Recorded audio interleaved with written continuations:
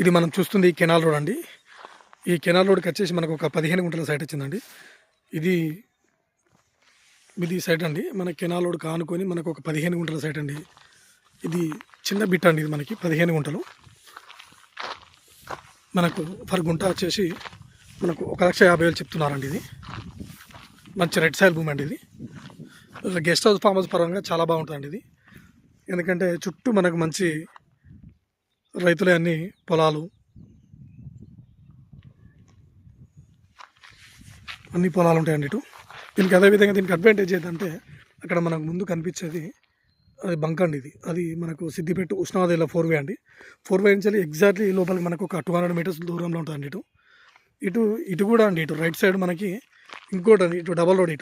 ఇటు మనకు కృష్ణా టు నంగనూరు వెళ్ళే మండల్కి డబల్ రోడ్ అండి. ఇటు కూడా ఒక 200 మీటర్స్ ఉంటుందండి లోపలికి.